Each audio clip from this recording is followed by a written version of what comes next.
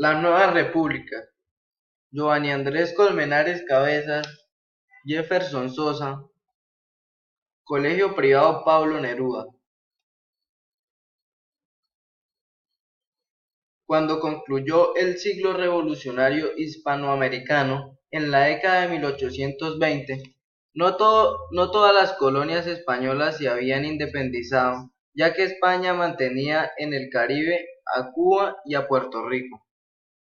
Por otra parte, en la América portuguesa, la independencia de Brasil no produjo una república, sino un imperio dinástico. Fue sólo a finales del siglo XIX que Brasil se transformó en la república y Cuba obtuvo su independencia. La formación de la República del Brasil. Brasil tuvo una evolución política distinta al resto de los países de América Latina durante el siglo XIX. Desde 1821 había logrado convertirse en una monarquía independiente con el apoyo del emperador Pedro I.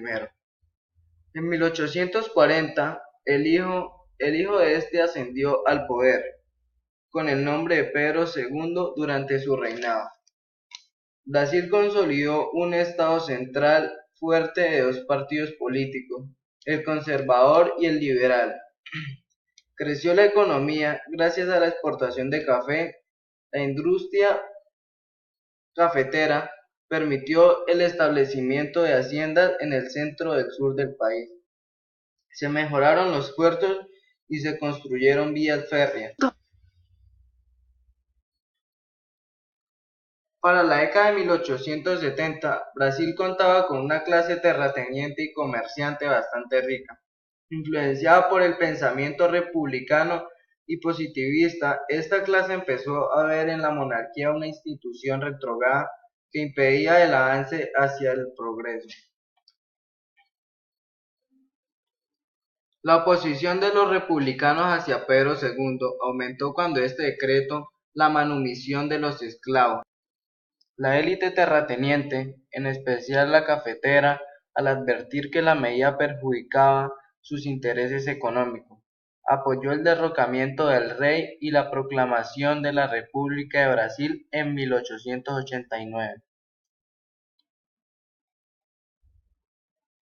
La independencia de Cuba. La continuación del dominio colonial de España sobre Cuba no impidió que se empezaran a gestar sentimientos antiespañoles en la isla. A mediados del siglo XIX, allí existían dos tendencias separatistas, una que veía con buenos ojos la anexación de Cuba a Estados Unidos y otra que quería la independencia total. Las constantes conspiraciones contra España produjeron inestabilidad política en la isla. En 1868 se profundizó el sentimiento independentista cuando comenzó la Guerra de los 10 años. El resultado de este conflicto fue la participación de los delegados cubanos en las Cortes de España en 1878. Aun así, líderes como José Martín y Antonio Maceo siguieron luchando por la independencia total. Este objetivo solo se logró en 1898, cuando Estados Unidos derrotó a España y la obligó a abandonar sus colonias en todo el mundo. Un año después, Estados Unidos ocupó la isla y nombró gobernadores militares.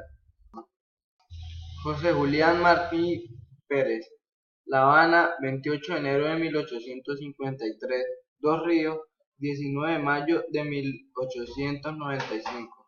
Fue un político republicano democrático, pensador, escritor, periodista, filósofo y poeta cubano, creador del Partido Revolucionario Cubano y organización de la Guerra del 95 o Guerra Necesaria, llamada así la Guerra de Independencia de Cuba.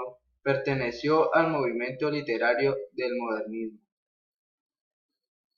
Antonio Maceo y Grajales, Santiago de Cuba, 14 de junio de 1845, Punta Brava, 7 de diciembre de 1896. Fue un general cubano, segundo jefe militar del Ejército Libertador de Cuba, apodado el Titán de Bronce. Durante la ocupación, norteamericana, en 1901 se aprobó la Constitución de Cuba, a la cual el gobierno de Washington le hizo una adición conocida como la Enmienda Platt, que establecía el derecho de los Estados Unidos a intervenir en los asuntos de la isla cuando lo creyera conveniente. En mayo de 1902 fue proclamada la nueva República Independiente, pero en realidad se encontraría durante los siguientes 60 años bajo el dominio norteamericano. El caso de Canadá.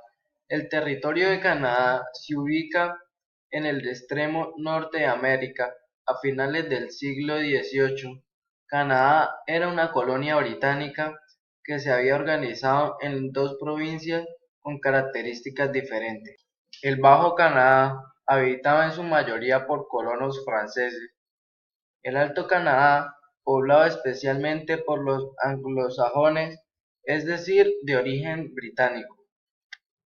El territorio era administrado por dos compañías que comerciaban con pieles de la bahía de Hudson y del noreste. En 1821, ambas compañías se unieron y colonizaron la pradera, en un proceso que se prolongó hasta 1869. Durante la primera mitad del siglo XIX, la apertura de canales en la zona de los Grandes Lagos estimuló el desarrollo en las provincias canadienses, pero también los conflictos separatistas del Bajo Canadá con la rebelión del Papineau y el Alto Canadá con la rebelión del Mackenzie. Estas dos revueltas fueron sofocadas y en consecuencia las dos provincias se fueron a una sola y adoptaron por un régimen político con una sola asamblea representativa. En la segunda mitad del siglo XIX, Canadá fortaleció sus lazos con Inglaterra y hizo frente a la amenaza de expansión territorial de Estados Unidos. En 1864, durante la Conferencia de Quebec, se discutieron las bases del nuevo régimen político que se inspiró en elementos del sistema del gobierno de Estados Unidos y de Inglaterra. Como son un régimen federal similar al de Estados Unidos, que unía cuatro provincias: Nueva Escocia, Quebec, Nueva Brunswick y Ontario. Cada provincia tenía gobierno propio y un representante británico.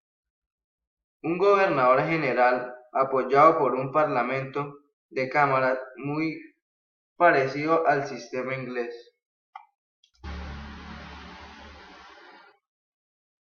Los canadienses buscaron la integración territorial por medio de construcción de ferrocarriles con la incorporación de Columbia Británica. En 1871 se planteó la necesidad de unir el este con el oeste. El resultado fue una línea de ferrocarril transcontinental. Sin embargo, las consecuencias de la expansión canadiense fueron muy negativas para los indios de las praderas. En 1885, el gobierno decidió sedentarizar a las tribus del noroeste para atraer colonos. Gracias. ¿Ya?